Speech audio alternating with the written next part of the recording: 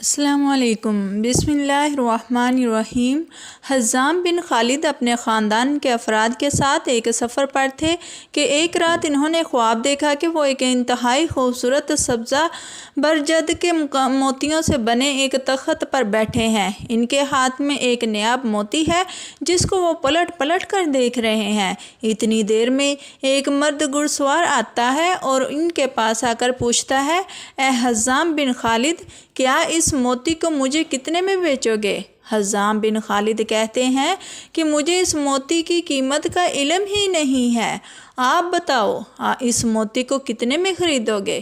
گھڑ سوار کہتا ہے کہ میں بھی تمہاری طرح اس کی قیمت سے ناآشنا ہوں اور مجھے یہ موتی ویسے بھی نایاب ہی لگتا ہے، اس لیے اگر تم مجھے یہ موتی دے دو تو اس کے بدلے میں تمہیں ہمیشہ کی سرداری، مقام و منزلت و شرف و برکت کی ضمانت دیتا ہوں۔ حزام کہتے ہیں کہ میں نے خواب میں اس موتی کو اس گھڑ سوار کے حوالے کر دیا اور سرداری، شرف اور مقام و منزلت کو قبول کر لیا۔ اتنی دیر میں میری آنکھ کھل گئی۔ حزام بن خالد نے یہ خواب اپنے قبیلہ بنی کلاب کے معززین کو سنایا تو انہوں نے تعبیر بتائی کہ جلد ہی تمہاری بیٹی، جو کہ ہمارے قبیلہ بنو کلاب کا نایاب موتی ہے، اس کے لیے انتہائی متبرک عظیم شخصیت کا رشتہ آئے گا جس کے باعث تمہیں شرف و عزت اور ہمیشگی کی سرداری نصیب ہوگی۔ حزام بن خالد سفر سے واپس لوٹے تو اس سے اگلے ہی دن حضرت عقیل بن ابو طالب بنو کلاب کے مہمان بن کر آ گئے۔ ناظرین، عرب میں یہ روایت تھی کہ جب بھی کسی بھی قبیلہ میں کوئی مہمان آتا تو وہ 2 دن تک اس کی خوب مہمان نوازی اور خدمت کی جاتی تھی، پھر تیسرے دن اس کی آمد کا سبب دریافت کیا جاتا۔ حضرت عقیل بن ابو طالب کی 2 دن مہمان نوازی کرنے کے بعد قبیلہ بنو کلاب کے سردار حزام بن خالد نے تیسرے دن ان کی آمد کا مقصد دریافت کیا تو وہ فرمانے لگے کہ اپنے بھائی علی بن ابی طالب کا رشتہ آپ کی بیٹی فاطمہ کے لیے لے کر آیا ہوں۔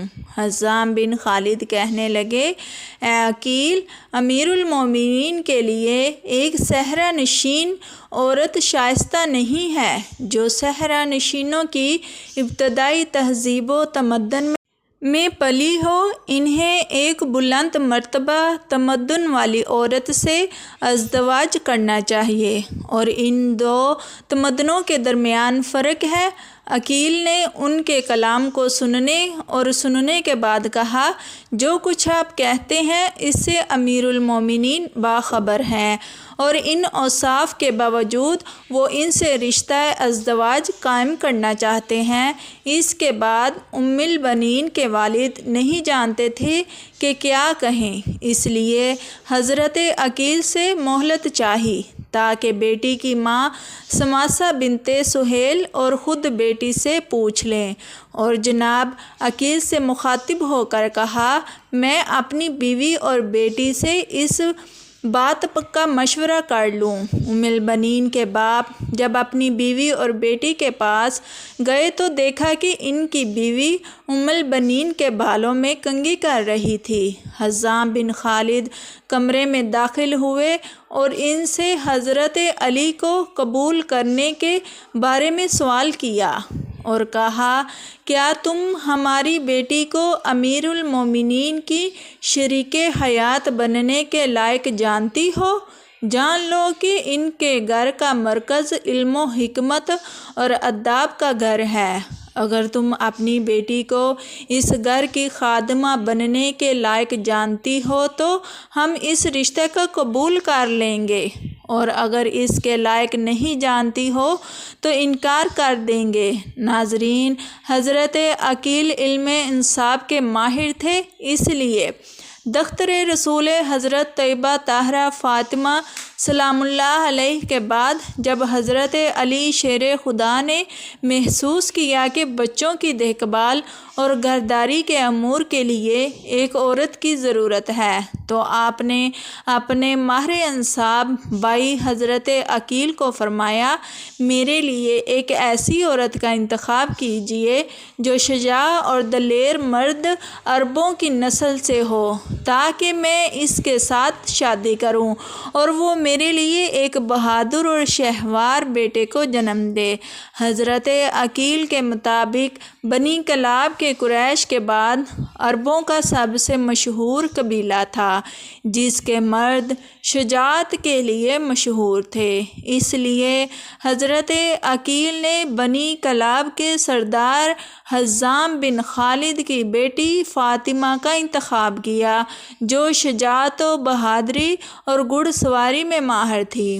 خیر، جب حضرت عقیل نے حزام سے رشتہ مانگا اور حزام نے اپنی بیوی سے پوچھا کہ کیا ہماری بیٹی حضرت علی کے لائق ہے تو ان کی بیوی کہنے لگی، اے حزام، خدا کی قسم میں نے اپنی بیٹی فاطمہ کی تربیت بہتر انداز میں کی ہے اور یہ ہمارے قبیلے کی سب سے سعادت مند لڑکی ہے، پس آپ اسے علی بن ابی طالب کے نکاح میں دے دیجئے۔ سنتے رسول اللہ صلی اللہ علیہ وسلم کے مطابق نکاح پڑھایا گیا۔ بعض مورخین نے اس نکاح کی تاریخ 23 ہجری لکھی ہے۔ نکاح کے فوراً بعد جب حضرت علی فاطمہ بنت حزام کو لے کر گھر آئے تو فاطمہ بنت حزام جو شرافت کا مجسمہ تھی کہنے لگی، میں اس وقت تک گھر داخل نہ ہوں گی جب تک مجھے دختر رسول حضرت فاطمہ الزہرا کی بڑی بیٹی اجازت نہ دے دیں۔ حضرت حسنین کرمین کو ماں کی یاد ستانے لگی تو ان کی آنکھیں آنسوؤں سے چھلک پڑی۔ جب فاطمہ بنت حزام نے گھر میں قدم رکھا تو اس وقت حسن و حسین کو بخار تھا۔ فاطمہ بنت حزام نے اپنی شادی کی پہلی رات جنت کے سرداروں پر وار دی اور ساری رات ان کی خدمت میں گزار دی اور آپ کے منہ سے مسلسل یہ الفاظ نکلتے رہے، میں فاطمہ نہیں بلکہ میں تو فاطمہ زہرا کی اولاد کی کنیز ہوں۔ حضرت علی شیر خدا جب بھی فاطمہ بنت حزام کو آواز دیتے تو حضرت امام حسن حسین کی آنکھیں اپنی والدہ کو یاد کر کے غمگین ہو جاتی، اسی لیے فاطمہ بنت حزام کہنے لگی کہ آپ مجھے کنیز فاطمہ کہہ کر پکارا کریں تاکہ بچوں کو اپنی والدہ کی یاد نہ ستائے۔ اللہ پاک نے حضرت علی شیر خدا اور فاطمہ بنت حزام کے بطن سے 4 بہادر بیٹے پیدا فرمائے جن کے نام حضرت عباس، حضرت عبداللہ، حضرت جعفر اور حضرت عثمان تھے۔ انہی 4 بیٹوں کی وجہ سے حضرت فاطمہ الزہرا بنت حزام ام البنین کے لقب سے مشہور ہوئیں۔